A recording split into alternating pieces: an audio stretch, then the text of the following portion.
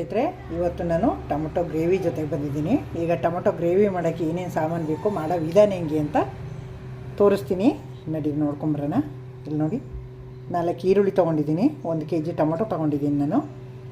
ಇದರಲ್ಲಿ ಚೆನ್ನಾಗಿ ಹಣ್ಣಾಗಿದೆ, ಎಲ್ಲ ಗಟ್ಟಿ ಇದೆ. ನೋಡಿ ಎಷ್ಟು ಗಟ್ಟಿ ಇದೆ ಅಂತ. ಚೆನ್ನಾಗಿದೆ. ಈ ಥರ ಇದ್ದರೆ ತುಂಬ ಚೆನ್ನಾಗಿರ್ತದೆ. ತುಂಬ ದಿನ ಇಟ್ಕೋಬೋದು, 1 ವಾರ ತನಕ ಇಡ್ಬೋದು. ಇದಕ್ಕೆ ನೀರು ಹಾಕಲ್ಲ, ಏನಿಲ್ಲ, ತುಂಬ ಚೆನ್ನಾಗಿ ಬರುತ್ತೆ. ಈಗ ನೋಡಿದ್ರಿ ಅಲ್ವಾ. ಈಗ ಟೊಮೊಟೊ ಹಣ್ಣು ಹೆಚ್ಕೊಂಡು, ಈರುಳ್ಳಿ ಹೆಚ್ಕೊಂಡು ಎಲ್ಲ ರೆಡಿ ಮಾಡ್ಕೊಂಬಿಡೋಣ. ಟೊಮೊಟೊ ಈರುಳ್ಳಿ ಎಲ್ಲ ಹೆಚ್ಕೊಂಡಾಯಿತು. ಈಗ ಸ್ಟವ್ ಮೇಲೆ ಒಂದು ಪಾತ್ರೆ ಇಟ್ಟಿದ್ದೀನಿ. ಈ ಸ್ಟವ್ ಆನ್ ಮಾಡಿಕೊಂಡು ಒಗ್ಗರಣೆ ಹಾಕೊಂಬಿಡೋಣ. ನೋಡಿ, ಪಾತ್ರೆ ಬಿಸಿಯಾಗಿದೆ. ಸ್ವಲ್ಪ ಎಣ್ಣೆ ಹಾಕೊಂಬಿಡೋಣ. ಇದಕ್ಕೆ ಒಂದು 50 ಗ್ರಾಮ್ ಎಣ್ಣೆ ಹಾಕೋತೀನಿ ನಾನು. ಯಾಕೆಂದರೆ 1 kg ಟೊಮೊಟೊ ಇರೋದ್ರಿಂದ ಸ್ವಲ್ಪ ಎಣ್ಣೆ ಜಾಸ್ತಿ ಬೇಕು. ಈರುಳ್ಳಿನೂ ಜಾಸ್ತಿ ಇದೆ ಅಲ್ವಾ, ಹಾಗಾಗಿ ಒಂದು 50 ಗ್ರಾಮ್ ಕೊಬ್ಬರಿ ಎಣ್ಣೆ ಹಾಕ್ಕೊಂಡಿದ್ದೀನಿ ನಾನು. ಎಣ್ಣೆ ಬಿಸಿಯಾಗಿದೆ. ಸಾಸಿವೆ ಹಾಕೋಣ. ಈಗ ಒಂದು ಅರ್ಧ ಸ್ಪೂನು ಜೀರಿಗೆ ಹಾಕೋಣ. ಈಗ ನೋಡಿ, ಬೆಳ್ಳುಳ್ಳಿ, 1 ಗೆಡ್ಡೆ ಬೆಳ್ಳುಳ್ಳಿ ಹಚ್ಚಿಟ್ಕೊಂಡಿದ್ದೀನಿ. ಬೆಳ್ಳುಳ್ಳಿ ಹಾಕ್ತೀನಿ. ಈಗ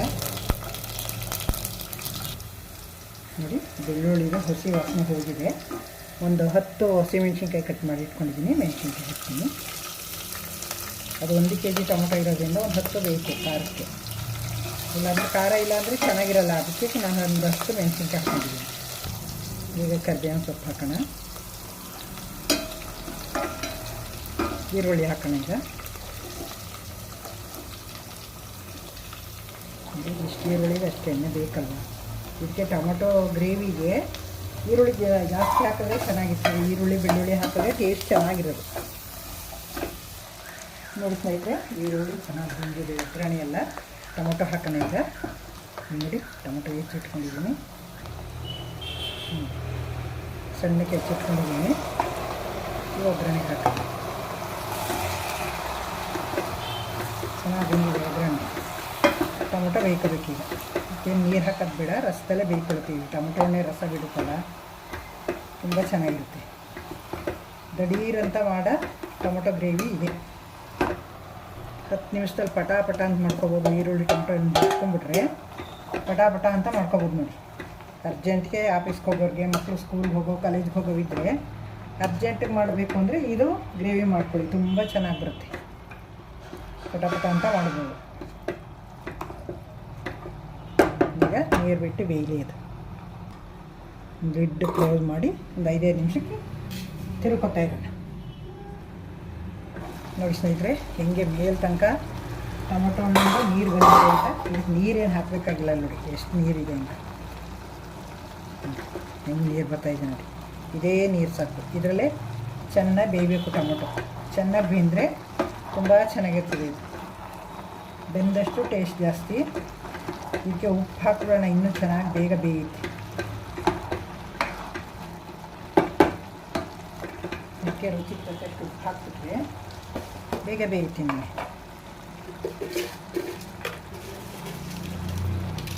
ನೋಡಿ, ಈಗ ಇಷ್ಟು ಹಾಕಿರ್ತೀನಿ. ಬೇಕು ಅಂದರೆ ಟೇಸ್ಟ್ ನೋಡ್ಕೊಂಡು ಹಾಕೋಣ. ಉಪ್ಪು ಜಾಸ್ತಿ ಆಗ್ಬಿಟ್ರೆ ಕಷ್ಟ, ಕಡಿಮೆ ಆದರೆ ಹಾಕೋಬೋದು. ಬೇಕಾದ್ರೆ ಚೆನ್ನಾಗಿ ಮೆತ್ತಗಾಗಿ ಬೇಯಬೇಕಿದೆ, ಆವಾಗನೇ ಟೇಸ್ಟ್. ನಾವೆಲ್ಲರೇ ಗಡೀರಂತ ಟೂರು ಹೋಗಬೇಕು, ಎಲ್ಲಾರ ಟ್ರಿಪ್ ಹೋಗಬೇಕು ಅಂತಂದರೆ ಈ ಥರ ಗ್ರೇವಿ ಮಾಡ್ಕೊಂಡು ಹೋದರೆ ದೋಸೆ, ಇಡ್ಲಿ, ಚಪಾತಿ ನೀವೇನು ತೊಗೊಂಡು ಹೋದ್ರೂ ತಿನ್ಬೋದು. ನೀರು ಹಾಕಿರಲ್ಲ, ಏನಿಲ್ಲ. ಈಗ ಏನಪ್ಪ, ಈ ಕಾಲದಲ್ಲಿ ಎಲ್ಲ ಕಡೆ ಹೋಟ್ಲಿರೋ ಟೈಮಲ್ಲಿ ಹೋಟ್ಲು, ರೆಸ್ಟೋರೆಂಟು ಎಲ್ಲ ಇರ್ತವೆ. ಅಂಥ ಟೈಮಲ್ಲಿ ಇವಳು ಟ್ರಿಪ್ ಹೋದಾಗ ಕಟ್ಕೊಂಡು ಹೋಗೋಣ ಅಂತಾಳೆ ಅಂದ್ಕೊಂಡಿದ್ದೀರಾ? ಈಗ ಒಂದೊಂದು ಕಡೆ ಹೋದರೆ ಏನೂ ಸಿಕ್ಕಲ್ಲ. ವೆಜ್ಜು ಸಿಕ್ಕಲ್ಲ. ಅಂಥ ಕಡೆ ಹೋದರೆ ಏನು ಮಾಡೋದು ನಾವು ನಾನ್ ವೆಜ್ ಅಲ್ಲ, ವೆಜ್ಜು, ನಾವು ಪ್ಯೂರ್ ವೆಜ್ಜು. ಹಾಗಾಗಿ ನಮಗೆ ಬೇಕು ಅಂಥ ಕಡೆ ಹೋದಾಗ ಬೇಕು ಕಟ್ಕೊಂಡು ಹೋದರೆ. ಈಗ ಕಳೆದ ಹೊರ ನಾವು ಇದಕ್ಕೆ ಹೋಗಿದ್ದೋ, ಕೇರಳಕ್ಕೆ ಹೋಗಿದ್ದೋ, ಕಣ್ಣನ್ನೂರು ಕೊಟ್ಟಿಯೂರಿಗೆ ಶಿವಂದು ದರ್ಶನ ಮಾಡೋಕ್ಕೆ ಹೋಗಿದ್ದೋ. ಅಲ್ಲಿ ಎಲ್ಲೇ ಹೋದ್ರೂ, ಯಾವ ಕಡೆ ಹುಡ್ಕೊಂಡು ಹೋದ್ರೂ ಒಂದು ಕಾಫಿನೂ ಕುಡ್ದಿಲ್ಲ ನಮಗೆ. ಒಂದು ಕಾಫಿ ಕುಡಿಯೋಕ್ಕೂ ಇಷ್ಟ ಆಗಿಲ್ಲ ನಮಗೆ. ಎಲ್ಲೋದ್ರೂ ಬರೀ ನಾನ್ ವೆಜ್ಜು ಅನ್ನೋದಿಲ್ಲ. ಅಂಥ ಕಡೆ ಹೋದಾಗ ಏನು ಮಾಡೋದು ನಾವು? ಇಂಥದ್ದು ಕಟ್ಕೊಂಡು ಹೋದರೆ ನಾವು ತುಂಬ ಚೆನ್ನಾಗಿ ಎಂಜಾಯ್ ಮಾಡಿಕೊಂಡು ತಿನ್ಕೊಂಡು ಬರ್ಬೋದು. ನೋಡಿ ಸ್ನೇಹಿತರೆ, ಬೇಯ್ತಾ ಇದ್ದರೆ ಘಮ ಅಂತ ಇದೆ ಗ್ರೇವಿ. ಎಷ್ಟು ಚೆನ್ನಾಗಿ ಗಮಗರಿತಾ ಇದೆ ಗೊತ್ತಾ? ನೋಡಿ, ನೀರೆಲ್ಲ ಕಡಿಮೆ ಆಗ್ತಾ ಬರ್ತಾ ಇದೆ. ಈಗ ಬೆಂದಿದೆ. ಈಗ ಎಲ್ಲ ಪುಡಿಗಳು ಹಾಕೋಣ. ನೋಡಿ, ಸ್ವಲ್ಪ ಅರಿಶಿನ ಪುಡಿ ಹಾಕ್ತಾಯಿದ್ದೀನಿ.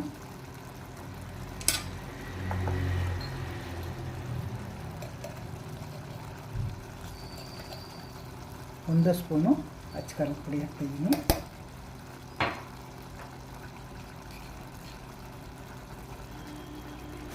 ನೋಡಿ, 1 ಸ್ಪೂನು ಧನಿಯಾ ಪೌಡ್ರು,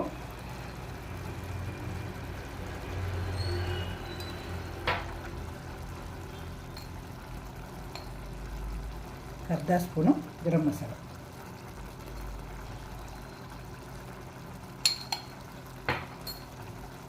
ಇಷ್ಟನ್ನು ಹಾಕಿ ಮಿಕ್ಸ್ ಮಾಡೋಣ. ಇನ್ನೊಂದು ಸ್ವಲ್ಪ ಉಪ್ಪು ಹಾಕಬೇಕು. ಉಪ್ಪು ಹಾಕೋಣ. ಸಪ್ಪೆ ಇದೆ, ಸ್ವಲ್ಪ ಹಾಕಿದ್ನಲ್ಲ ಕಾಯಿ ಬೇಯುವಾಗ, ಟೊಮಟೊ ಬೇಯುವಾಗ, ಅದಕ್ಕೆ ಸಪ್ಪೆ ಇದೆ. ಈಗಿದು ಸರಿ ಹೋಗುತ್ತೆ. ನೋಡಿ, ನಾವು ಯಾವುದೇ ಖಾರದ ಅಡುಗೆ ಮಾಡಿದ್ವಿ ಅದಕ್ಕೆ ಒಂಚೂರು ಬೆಲ್ಲ ಹಾಕಿದ್ರೆ ಟೇಸ್ಟ್ ಜಾಸ್ತಿ. ಸ್ವೀಟ್ಗೆ ಹೆಂಗೆ ನಾವು ಉಪ್ಪು ಹಾಕ್ತೀವಿ ಹಾಗೆ. ನೋಡಿ, 1 ಸ್ಪೂನು ಜೋನಿ ಬೆಲ್ಲ ಹಾಕ್ತಾಯಿದ್ದೀನಿ.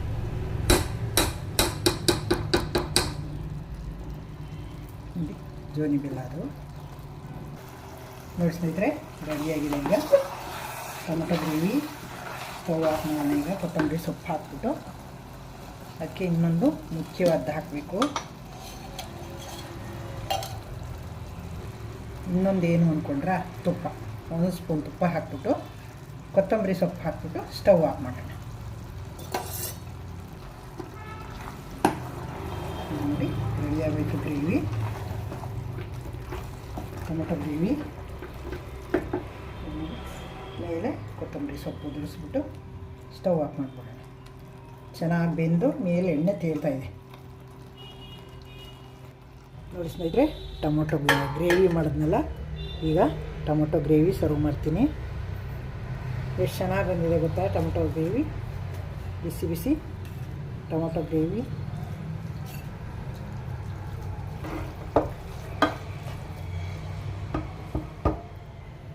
ನೋಡಿ ಎಷ್ಟು ಚೆನ್ನಾಗಿ ಬಂದಿದೆ ಅಂತ. ಒಂದು ಡ್ರಾಪ್ ನೀರು ಹಾಕಿಲ್ಲ, ತುಂಬ ಚೆನ್ನಾಗಿ ಬಂದಿದೆ ನೋಡಿ.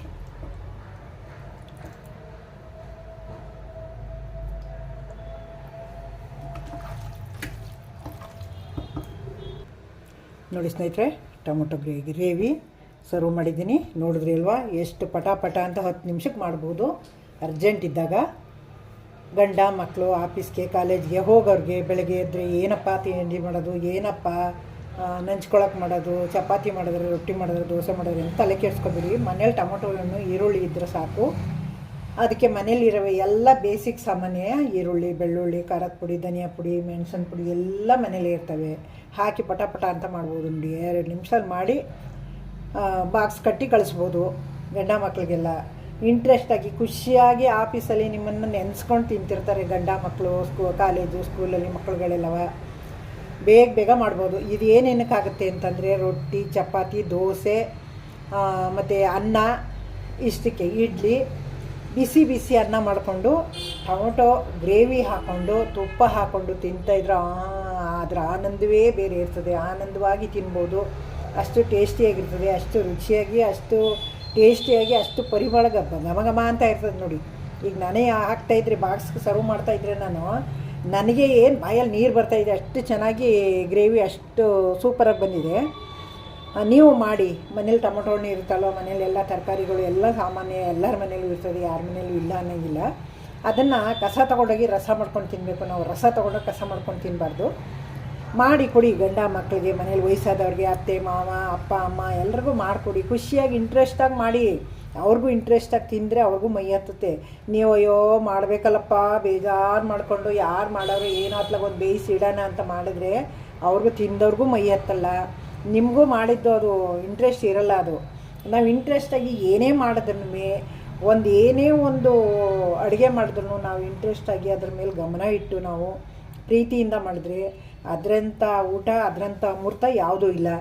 ನೋಡಿದ್ರಿ ಅಲ್ವಾ, ಏನಪ್ಪ ಹಿಂಗೆಲ್ಲ ಮಾತಾಡ್ತಾಳೆ ಏನು ಬೇಡಿ, ನಾನು ಇರೋದನ್ನೇ ಮಾತಾಡೋದು. ಈಗಿನ ಹೆಣ್ಮಕ್ಳೆಲ್ಲ ಆರ್ಡ್ರ್ ಮಾಡಿಸ್ಕೊಂಡು ತರಿಸ್ಕೊಂಡು ತಿಂತಾರೆ.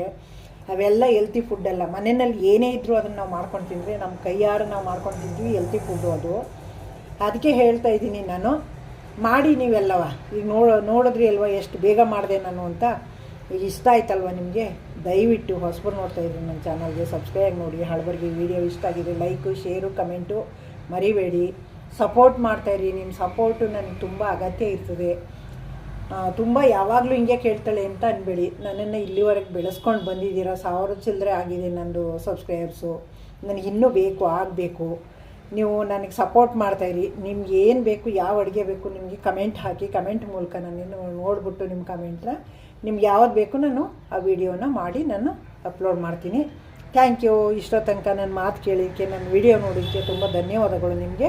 ನಾನು ನೆಕ್ಸ್ಟು ಇನ್ನೊಂದು ಸೂಪರ್ ವಿಡಿಯೋ ತೊಗೊಂಬರ್ತೀನಿ. Thank you.